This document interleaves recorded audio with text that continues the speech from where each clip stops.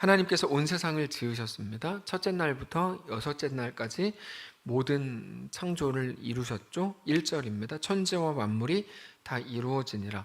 여기 나오는 단어가 천지, 만물, 이루어졌다 이렇게 나오는데요. 천지는 눈에 보이는 영역뿐 아니라 우주까지도 함께 포함하는 말이고, 만물은 세상에 존재하는 모든 것을 다 일컫는 말입니다. 하나님께서 눈에 보이는 것뿐 아니라 온 우주까지도 함께 만드신 거죠. 근데 여기 중요한 표현이 이루어졌다라고 이제 나오는데, 끝냈다고 표현하지 않고 이루어졌다라고 말씀을 하십니다. 이루어졌다는 말은 끝났다, 마무리됐다라는 말이 아니고 완성하셨다는 말인데, 그렇게 하나님의 뜻과 하나님의 계획대로 다 완성됐다는 말입니다. 근데 이제 중요한 게 2절로 가는데, 하나님께서 말씀하시면 모든 것들이 순종함으로 성취됐잖아요. 그렇게 일곱째 날에 안식을 하십니다. 2절인데요.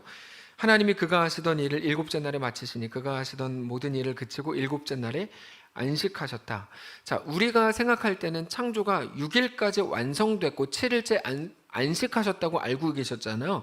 근데 틀리셨어요. 2절을 잘 보시면 그가 하시던 일을 일곱째 날에 마쳤다 이렇게 되어 있죠. 그러니까 하나님의 창조가 6일까지 하고 완성되고 7일에 쉬신 게 아닙니다. 잘못 알고 계시는 거예요. 말씀대로 정확히 보시면 6일까지 창조하고 7일째 안식하신 게 아니고 일곱째 날에 모든 게 완성된 겁니다. 이 구분이 아주 중요한 구분인데요. 하나님이 창조하시고 나서 힘드셔서 이제 7일째 쉬어야지 하신 게 아닙니다. 창조와 안식이 구분되는 게 아니고 하나님의 창조의 마지막이 안식이었다는 겁니다. 이게 이제 아무것도 아닌 것 같은데 아무것도 아닌 게 아니고 아주 중요한 구분이에요. 마치 안식이 창조의 마지막 완성인 것처럼 보이는 거죠. 자, 하나님께서 다섯째 날까지 지으시고 여섯째 날 창조하시고 여섯째 날 사람을 지으셨을 때 뭐라고 말씀을 드렸습니까? 마치 모든 앞날의 창조가 사람을 위한 것처럼 이라고 표현을 했거든요. 근데 오늘 본문도 더 마찬가지예요. 모든 창조의 목적이 안식에 있는 것처럼 표현되어 있는 거죠. 그래서 나중에 모든 성도들에게도 안식일 제도가 주어집니다. 굉장히 중요한 거예요. 특별히 나중에 신약에 보면 안식일이 예수님께서 부활하신 주일로 옮겨지죠.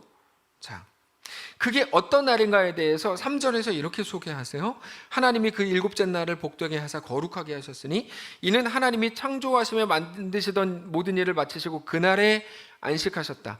그러니까 여기까지를 보면 안식이라는 것은 하나님이 모든 만물을 창조하신 목적이라고 할 만큼 복되게 하신 날이고 거룩하게 하신 날인데, 그러므로 동시에 하나님의 피조물인 우리들에게도 지키라고 요구하시고 명령하신 겁니다. 우리도 순종함으로 이 자리에 나와 계시잖아요. 아주 잘하시는 거예요. 이게 이제 주의를 지키는 건데, 자, 그래서 오늘 말씀을 대하는 우리는 오늘 본문에 나오는 안식에 대해서 좀 깊이 고민을 해야 됩니다. 과연 안식이 뭐냐 이거죠. 안식은 그냥 월요일부터 시작되는, 내일부터 시작되는 한 주를 더 열심히 살기 위해서 힘을 저축하는 날이 절대로 아닙니다. 이제 아주 중요한 개념인데요. 이게 많은 신자들도 가진 오해가 이겁니다. 뭐냐면 일요일 날 하나님이 안식하셨다, 쉬셨다는데 나도 쉬어서 내일부터 일주일을 더 열심히 살아야지, 이렇게 생각하고 집에서 소파에서 안식일을 지키는 분들이 계세요. 그거는 아주 잘못된 일입니다. 극상 잘못된 일이에요. 우리가 출애굽을 생각하면 하나님께서 우리에게 주시는 안식이 뭔지 더 정확하게 이해할 수 있는데, 이 출애굽한 이스라엘 백성들에게 하나님께서 안식을 명령으로 주십니다. 이게 이제 출애굽기 20장 8절인데요. 안식일을 기억하여 거룩히 지키라. 엿새 동안은 힘써 너의 모든 일을 행할 것이나 일곱째 날은 너의 하나님 여호와의 안식일인즉 너나 아들이나 딸이나 남종이나 여종이나 가축이나 문 안에 머무는 손님이라고 하더라도 아무 일도 하지 말라. 여기서 말하는 아무 일이라는 것은 어떤 행위를 말하는 게 아니고 정확하게 말해서 너를 위한 아무 일이에요. 너를 위한 아무 일도 하지 말라. 이는 엿새 동안에 나 여호와가 하늘과 땅과 바다와 그 가운데 모든 걸 만들고 일곱째 날을 쉬었습니다. 그러므로 나 여호와가 안식일을 복되게 하여 그날을 거룩하게 했다고 되어 있죠. 자, 요 말씀을 듣는 청자가 누굴까요? 청자, 말씀을 듣는 자. 하나님께서 출애굽한 이스라엘 백성들에게 십계명을 주시는 장면이거든요. 그 중에 이제 안식일 계명을 쏙 빼놔서 읽어드린 건데, 하나님께서 출애굽한 이스라엘 백성들에게 주시는 말씀이라는 걸 우리가 알아야 됩니다. 출애굽했다는 게 뭐죠? 이스라엘 백성들이 400년간 노예로 있었잖아요. 애굽에서. 노예라는 거는 몸이 피곤한 개념이 아니고 자기 의지로 할 수 있는 게 아무것도 없는 상태를 말합니다. 그게 노예입니다. 그래서 정확히 말하면 노예는 매임받은 자라는 의미입니다. 성경은 노예를 언제나 그렇게 써요. 매임받은 자. 노예는 주인이 명령하는 것만 행할 수 있습니다. 거기는 자유의지라는 게 없습니다. 자자가 자기 자신을 의미하는 거잖아요. 자기 자신으로 마음대로 할 수 있는 게 없어요. 한마디로 매여 있는 거죠. 400년이나 매여 있었던 노예였습니다. 그들은. 여러분, 쇼생크 탈출이라는 아주 훌륭하고 멋있고 대단한 영화를 보면 거기 모건 프리먼이 나오는데 레드라는 사람의 역할로 나옵니다. 너무 오랫동안 감옥에서 생활했습니다. 일을 하라 그러면 일을 해야 되고 식사 시간을 줘야만 밥을 먹을 수 있어요. 당연한 거죠. 당연하겠죠. 밥 먹어. 그래야 먹을 수 있어요. 밥 먹어. 언제나 일정을 따라서 간수들의 허락을 받아야만 잠을 잘 수 있습니다. 거긴 자유라는 게 없습니다. 모든 것에 매여 살았습니다. 그렇게 수십 년을 살다가 모범수로 가석방이 되거든요. 이제까지 자기가 결정한 게 하나도 없었던 사람에게 자유라는 게 주어졌어요. 자기가 결정해야 되는 삶이 주어진 거야. 근데 이 사람이, 이 모건 프리먼이 어떤 일도 하지 못해요. 자유롭게 해본 적이 없거든요. 그래서 내가 지금 밥을 먹어도 되나? 우리는 배고프면 먹잖아요. 어떤 흉악한 사람들은 배는 안 고픈데 입이 뭐 심심해서 먹는다고 하는데 하여튼 우리는 배고파야 먹어요. 근데 이 사람은 밥을 먹으라고 해야 먹는 거야. 그게 이제 무시무시한 거죠. 가석방이 됐으니까 정상적인 사회의 구성원이 되기 위해서 돈을 벌어야죠. 마트에서 계산하는 일을 합니다. 그러다가 이제 화장실을 가고 싶은데 혼자 화장실도 못 가요. 허락을 받아야 갔었거든요, 항상. 많은 사람들이 막 있는데 캐셔로 일하는데 이 사람이 손을 조용히 들더니 상사한테 이제 상사가 왜? 그래 갔더니 저 화장실 좀 가도 될까요? 그랬더니 자기 이리 와봐. 레드, 여기는 감옥이 아니야. 화장실 같은 데는 허락을 받지 않아도 가도 돼. 이렇게 얘기합니다. 레드는 화장실에 혼자 가서 이렇게 중얼거려요. 나는 허락을 받지 않으면 오줌이 안 나온단 말이야. 이 사람이 그래서 허락을 받는 거야. 네, 이게 아주 무서운 대사죠. 무서운 대사예요. 자유라는 거를 한 번도 경험해 본 적 없었던 레드는 자유로운 세상에서 더 이상 살아가는 법을 다 잊어버렸습니다. 몸이 반응해요. 그래서 견디다 못해 어떻게 하냐면 일부러 범죄를 다시 저질러서 감옥에 갑니다. 자기는 자유를 살아갈 능력이 없는 거예요. 실력이 없어요. 그러니까 다시 범죄해서 다시 감옥에 가요. 하나님께서 출애굽한 이스라엘 백성들에게 십계명을 주십니다. 그거는 자유, 너네가 한 번도 살아본 적 없는 자유한 삶을 살려면 이렇게 해야 돼 라고 주신 거지, 누군가가 말하는 것처럼 어떤 울타리나 테두리가 절대 아닙니다. 여러분, 십계명은 울타리나 테두리로 푸는 순간 하나님의 뜻을 다 망가뜨리는 게 됩니다. 절대 그런 테두리나 울타리가 아니에요. 십계명은 오직 자유를 위한 계명이에요. 그거에 대해서 이미 여러 번 말씀드렸는데요. 대표적으로 도둑질 하지 말라죠. 쉽게 생각하면 도둑질을 하는 게 자유지 어떻게 안 하는 게 자유예요? 근데 우리는 알아요. 도둑질을 하는 순간 양심의 가책이 생겨서 어떤 것도 하지 못해요. 그때부터 걸리지 말자가 유일한 그 기준이 되죠.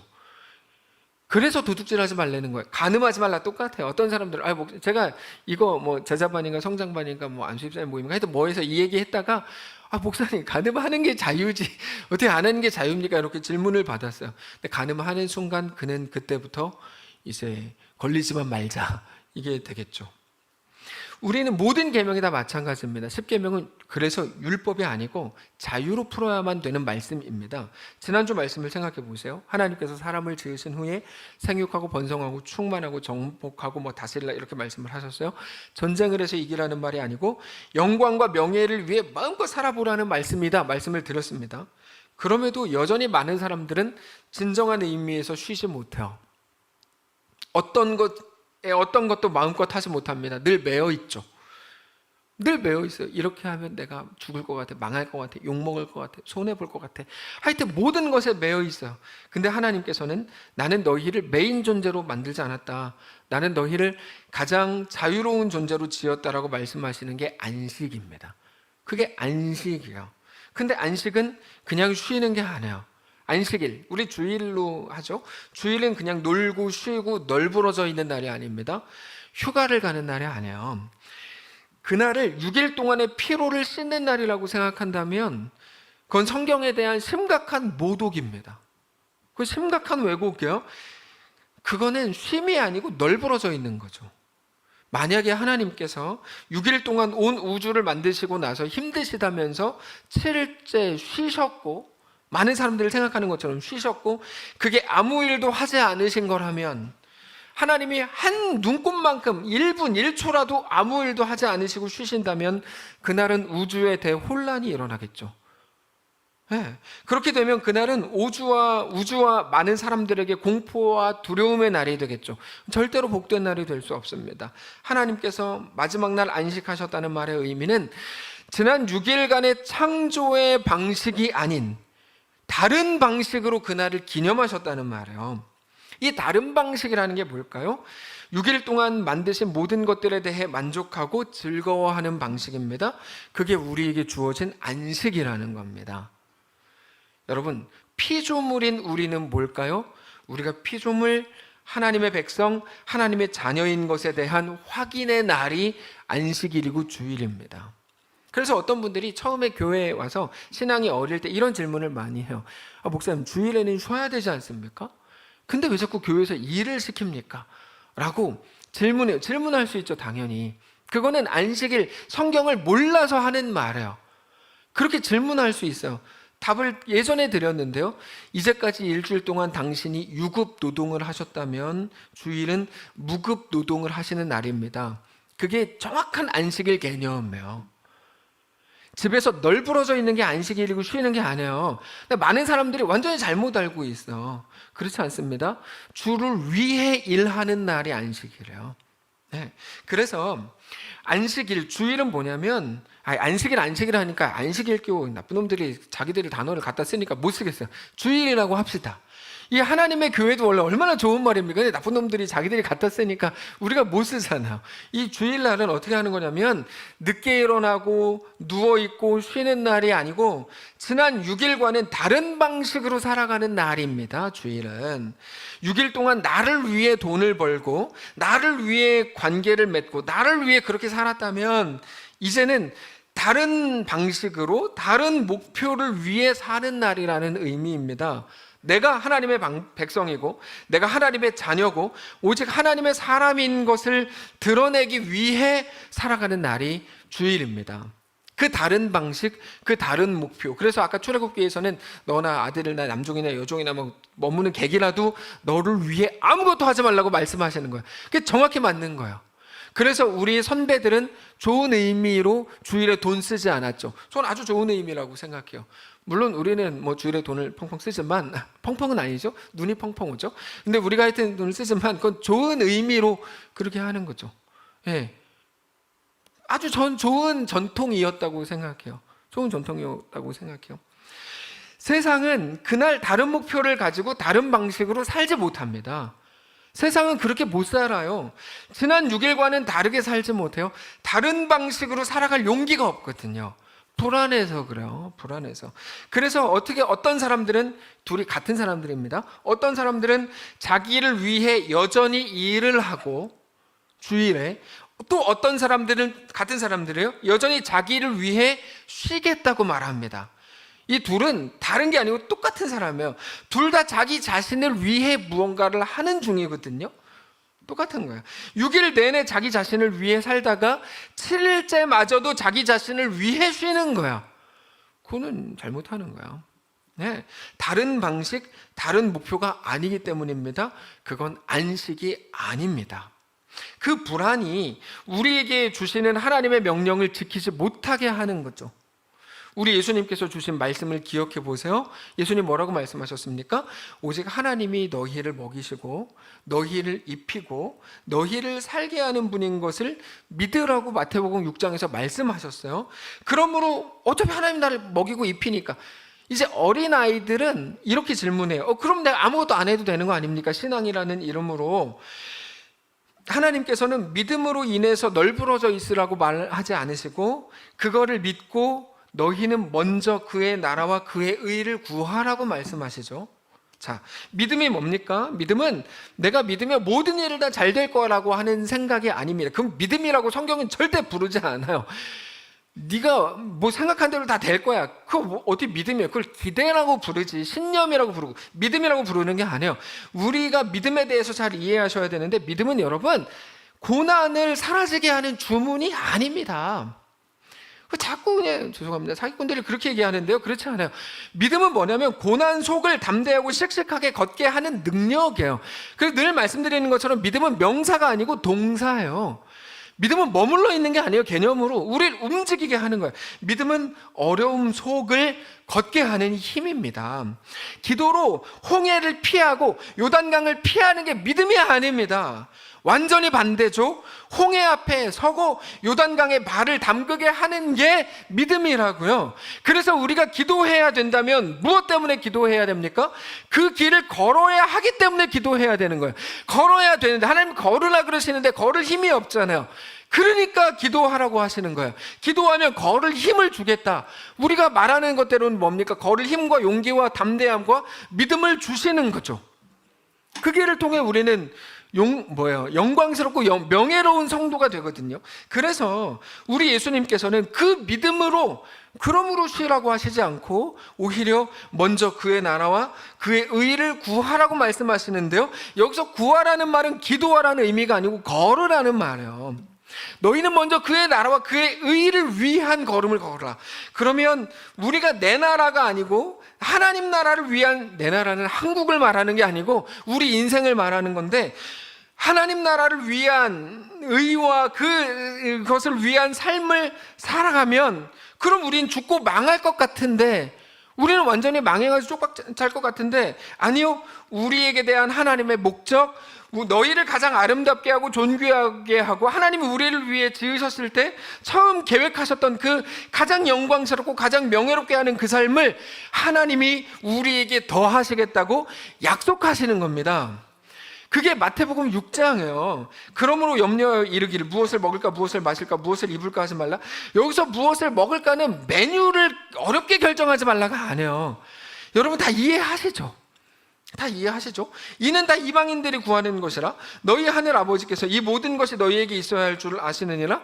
그런즉 너희는 먼저 그의 나라와 그의 의를 구하라. 그리하면 이 모든 것을 너희에게 더하시리라 해서, 이 모든 것은 우리가 만들어내지 못할 영광과 명예를 말하는 겁니다.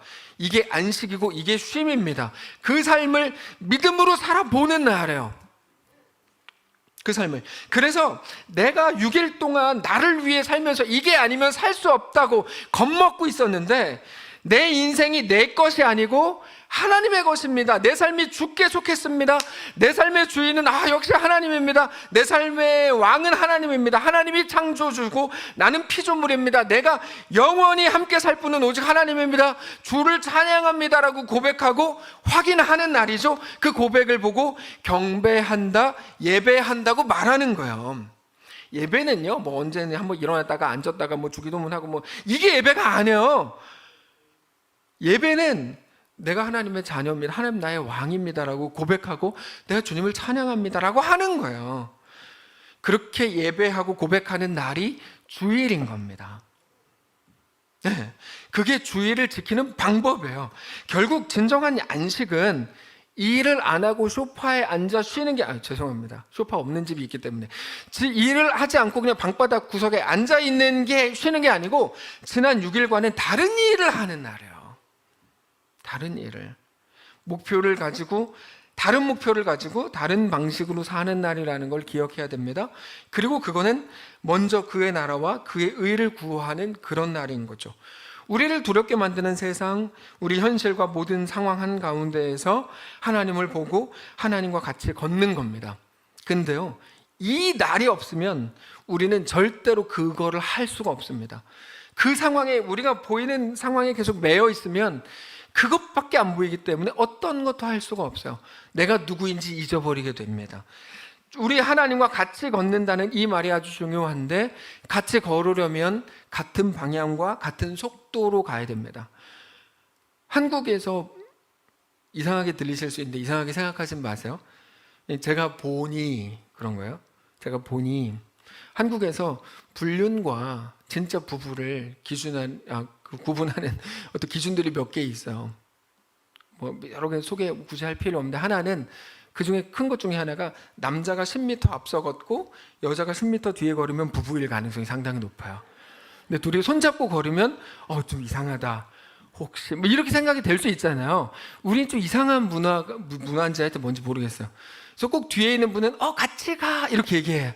그럼 저 사람은 부인이다.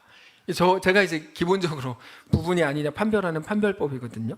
근데 같이 걷는다는 거는 사실은 그렇게 하는 건 저는 좀 잘못된 것 같아요. 같이 걸으셨으면 좋겠어요.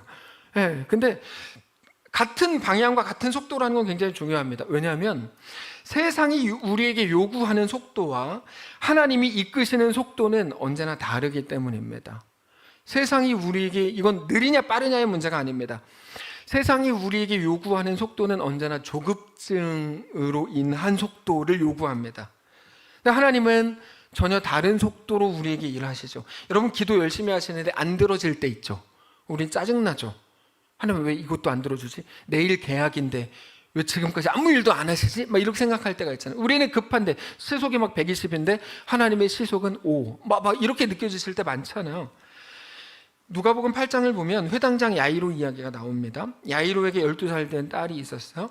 유대인들은 11살까지가 유년기고 1년 공백 기간을 갖고 그 다음에 12살 때 이제 그거 성년이 되는데, 그러니까 야이로의 딸은 이제까지 아버지의 품에서 잘 자라다가 이제 막 성년이 되는 아주 귀한 딸입니다. 근데 그 딸이 죽어가더라는 거죠. 한시가 급해요. 야이로가 예수님께 달려왔습니다. 제발 오셔서 고쳐달라고 간구해요. 예수님께서 오케이 가자 이렇게 하셔가지고 야이로의 집으로 같이 걸으세요.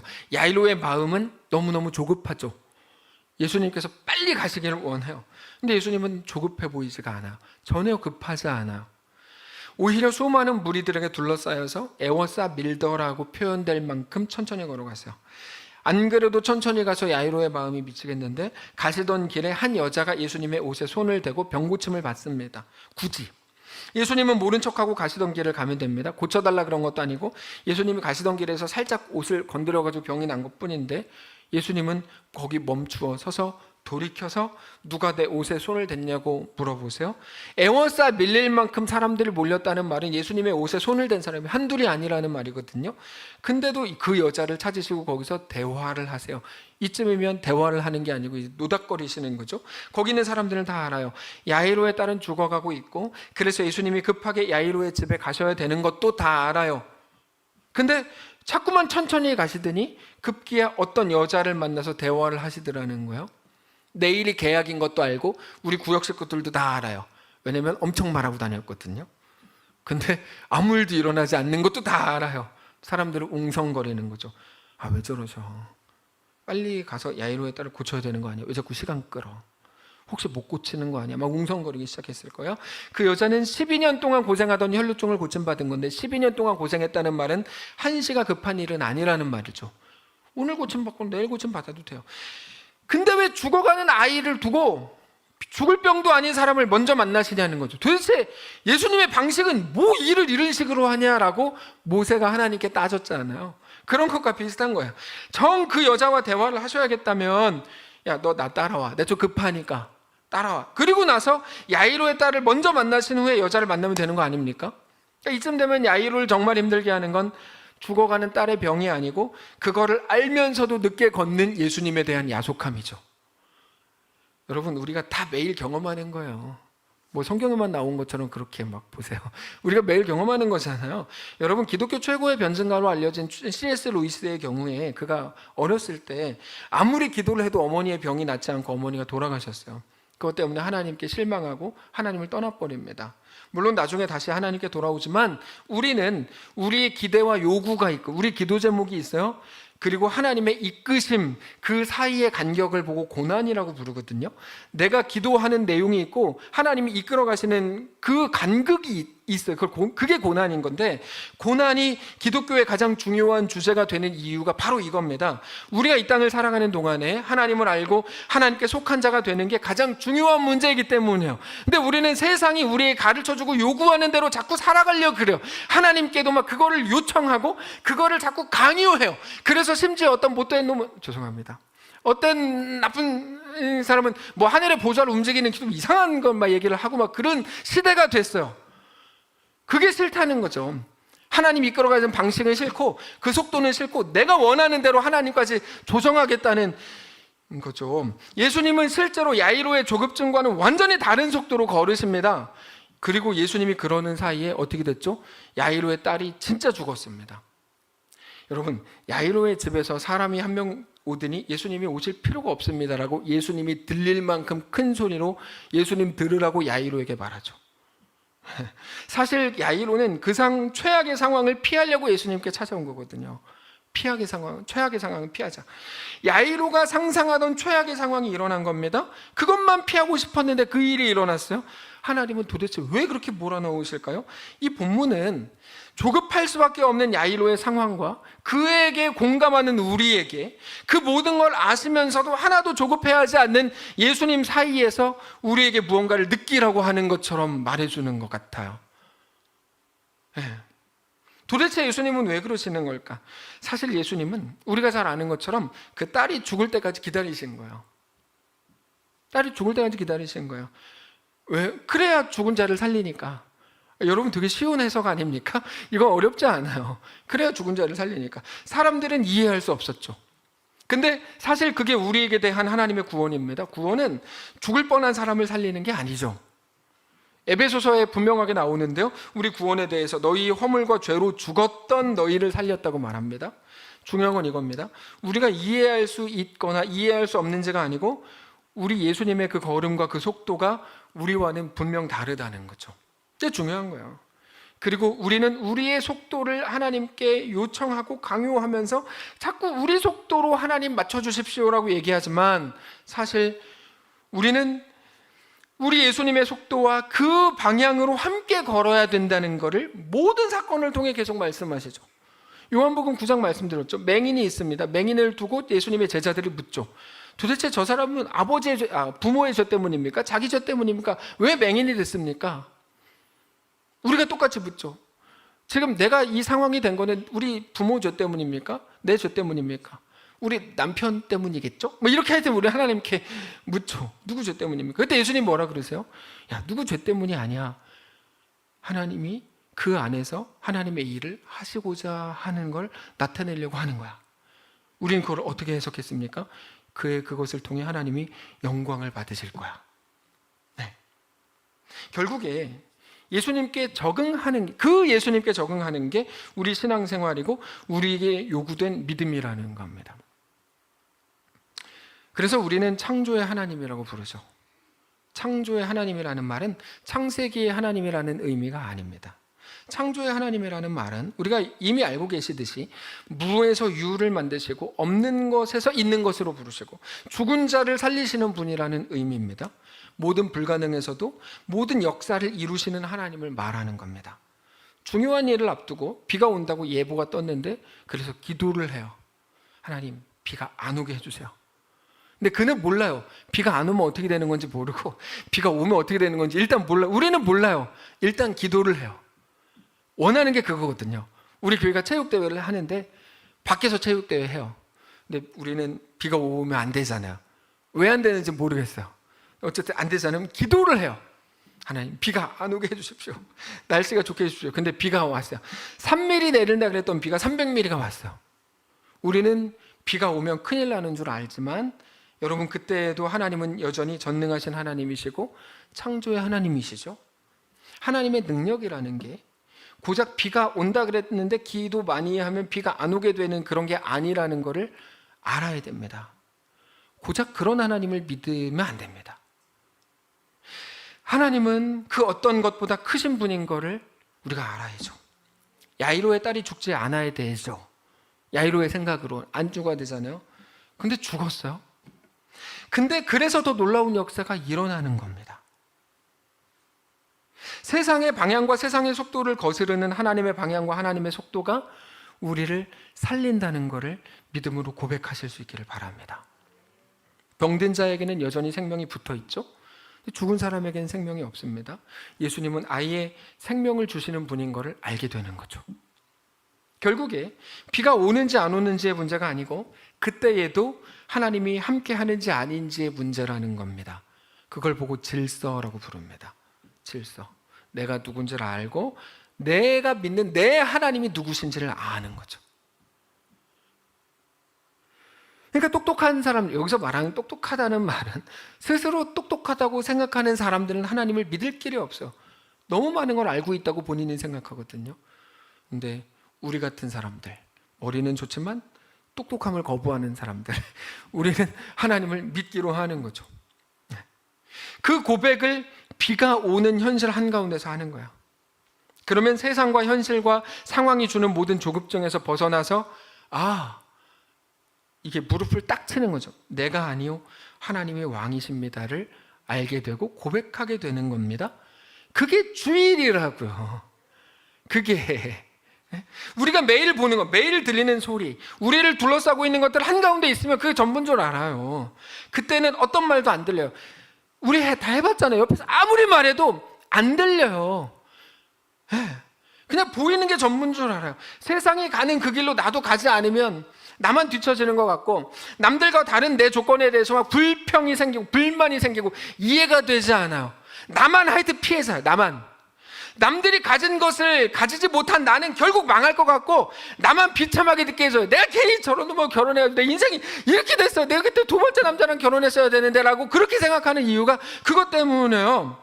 근데 여러분, 하나님 말씀 앞에 서면 하나님은 전혀 다른 걸 말씀하세요. 우리는 그런 존재가 아니라는 걸 그때 깨닫는 거예요. 온 세상을 지으신 하나님이 우리 아버지고 우리는 그분의 자녀요 그분의 백성입니다. 전능하신 우리 하나님께서 내가 너와 함께한다. 내가 너를 입힌다. 내가 너를 먹인다. 내가 너를 살린다. 그러니까 너가 창조된 그 목적, 이 땅을 하나님의 백성의 영광과 명예를 위해 마음껏 살아보라고 말씀하신 것을 기억하게 되는 거죠.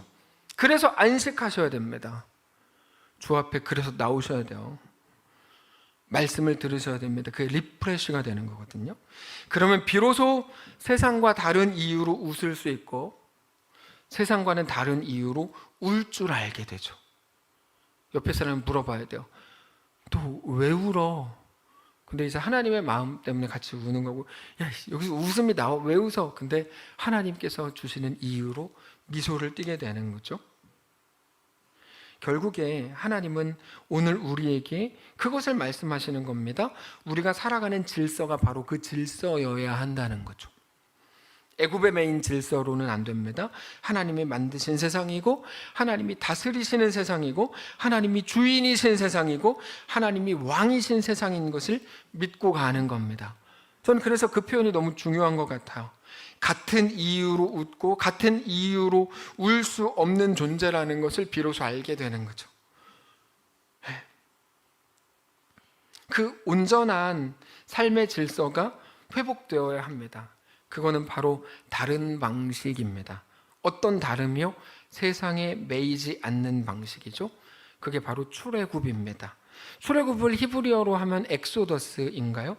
그건 에크와 호도스가 합쳐진 말이라고 말씀드렸죠. 에크는 뭐뭐 밖으로라는 말이고 호도스는 모든 사람들이 다니는 길이라는 의미잖아요. 모든 사람들이 다니는 길에서 나오게 하신 게 출애굽이에요. 모든 사람들을 다니는 길에서 나오게 하는, 우리가 매일 하는 기도가 다른 사람들과 같아지는 거라면 하나님은 오늘도 거기서 나오라고 말씀하시는 거야. 그 길은 넓은 길이고요, 모든 사람들이 찾는 길이고 모두가 좋아하는 길이거든요. 그래서 누군가는 야 남들 다 그래 라고 말하는 길이에요. 거기서 나오셔야 돼요. 그게 우리의 매 주일입니다. 그래서 주일은 정말 중요합니다. 그게 안식입니다. 결국에 주일은 자기 자신을 위한 것들을 중단하는 날이어야만 합니다. 자기 자신을 위한 일들을 중단하는 날이 되셔야만 합니다. 그래야만 된다니까요. 그래야만 돼요. 그게 우리에게 요구된 안식이고 하나님 백성의 질서입니다. 일하십시오. 일 안 할 생각하지 마시고 주일에 일하십시오. 대신 무급으로 일하십시오. 예를 들면 그런 거죠. 그게 일주일 7일인데요. 하루를 하나님께 드리는 의미인 거예요. 집에서 널브러져 있을 생각하지 마시고 아침 일찍 일어나세요. 예배 나오시고 예배하시고 하나님이 나에게 주시는 마음을 따라서 그렇게 사시는 거죠. 에이씨, 일요일에도 뭐 교회를 가야 돼, 이렇게 하지 좀 마시고, 아니 하셨네, 제가 보니까 몇 분 하셨는데 그렇게 하지 마시고, 이제 사실 뭐 제가 관심법을 강조한 건 아닌데 표정 보니까 몇 분 하셨네. 근데 이제 그렇게 하지 마시고 다른 내가 하던 일들을 중단하는 거, 그게 우리에게 요구된 안식이고 하나님 백성의 질서입니다. 말씀을 정리하겠습니다. 사랑하는 성도 여러분, 하나님이 우리를 지으셨죠? 우리 왕입니다. 우리가 영원히 돌아가야 될 본향은 이 땅이 아니고 하나님과 함께하는 영원한 천국입니다. 그거를 아는 자로 오늘을 살게 되시길 바랍니다. 그거를 아는 자로 이제는 세상과는 다른 말을 하고 다른 믿음의 선택을 하시고 다른 세상과는 다른 믿음으로 인한 걸음을 걷게 되시기를 바랍니다. 보이는 걸로 하지 마시고 고린도후서 5장 7절처럼 믿음으로 행하시기를 바랍니다. 내가 살기 위한, 내가 편한 결정으로는 어떤 것도 온전할 수 없습니다. 어떤 것도 온전할 수 없어요. 그건 하나님의 방식이 아니기 때문입니다. 내가 죽는 결정으로 살아가려고 할 때 우리는 비로소 살게 될 겁니다. 우리가 위기라고 느끼는 모든 순간에서 여전히 우리를 이끌어 가시고 붙드시고 우리에게 대한 완전한 계획을 가지신 우리 하나님의 이끄심과 하나님의 걸음과 하나님의 속도를 따르십시오. 그렇게 해서 산속에서 배를 만든 노아, 죽으면 죽으리이다라고 고백한 에스더, 본토 친척 아버지의 집을 떠난 아브라함과 같이 오늘 세상과 같은 공간, 같은 시대 한가운데에서도 오직 하나님께 속한 하나님의 백성들로 우리 삶을 살게 되시기를 주님 이름으로 축복합니다. 찬양합시다. 하나님은 너를 만드신 분, 자기 자신을 향하여 아까 했던 고백이죠. 함께 고백하겠습니다. 그러므로 여호와를 찬양하라. 함께 고백합시다. 하나님은 너를 만드신 분, 하나님은 너를 만드신 분, 너를 가장 많이 알고 계시며 하나님은 너를 만드신, 너를 가장 깊이 이해하신단다. 이해하신단다. 하나님은 너를 지키시는 분, 너를 지키시는 분, 너를 절대 포기하지 않으며 하나님은 너를 지키시는 분, 너를 쉬지 않고. 다시 한번 합시다. 하나님은 너를 원하시는 분. 2절입니다. 우리 가슴에 손을 얹고 고백할까요? 너를 원하시는 분, 이 세상 그 무엇, 그 누구보다, 아멘. 하나님은 너를 원하시, 너와 같이 있고 싶어 하신단다. 같이 있고 싶어 하시. 하나님은 너를 인도하는 분, 하나님은 너를 인도하는 분. 그렇게 무서워하는 광야에서도, 폭풍 중에도 하나님은 너를 인도하는 분, 너를 인도하는 분. 푸른 초장으로 인도하신단다. 그의 생각 셀 수 없고 그의 자비 무궁하며 그의 성실은 날마다 새롭고 그의, 우리 다시 눈 감고 고백합니다. 그의 생각 셀 수 없고 그의 생각 셀 수 없고 그의 자비는 무궁하며 그의 신실한 성실은 날마다 새롭고 날마다 새롭고 그의 사랑은 끝이 없단다. 다시 한번 고백합니다. 그의 생각 셀 수 없고 그의 생각 셀 수 없고 그의 자비 무궁하며 그의 성실 날마다 새롭고 날마다 새롭고 그의 사랑 끝이 없단다. 끝이 없단다. 하나님, 방금 전 우리가 믿음으로 고백한 그 고백을 들으셨죠? 그렇게 우리가 하나님을 찬양합니다. 주님을 높입니다. 주님은 왕입니다. 우리 주인입니다. 우리 창조주입니다. 우리 아버지입니다. 우리가 오늘 주님의 백성으로 살기를 원합니다. 한 주 살아가다 보니 나의 매여 살았던 게 전부였나 봅니다. 나를 위해, 나를 위해, 나를 위해. 그래서 일주일에 하나님 말씀하신 주일마저도 나를 위해 쉬려고 했던 하나님 없었던 우리를 불쌍히 여기시고 주 앞에 나와 아닙니다. 나는 주님의 것입니다. 나를 마음껏 다스려 주십시오. 나를 마음껏 부려 주십시오. 내가 주님의 백성으로 서기를 원합니다. 고백하는 사랑하는 모든 자들에게 우리가 만들어내지 못했던 영광과 명예가 회복되는 거룩한 날 되도록 인도하여 주시옵소서. 하나님, 우리에게 펼쳐진 날이 광야와 같고 폭풍과 같아서 이것만 피하기를 원했던 삶이었는지도 모르지만 그 속에서도 하나님이 그것보다 더 크신 것을 깨닫게 하고 심지어 하나님은 죽은 자를 살리시는 분이라는 것을 우리에게 말씀하시는 것을 듣기를 원합니다. 하나님, 우리가 그렇게 오늘 또 신자가 되어 오늘 또 주의 백성이 되고 성도가 되어 우리에게 허락된 날을 멋있게 살아낼 수 있도록 인도하시옵소서. 우리를 그렇게 축복하신 살아계신 예수님의 이름으로 기도합니다.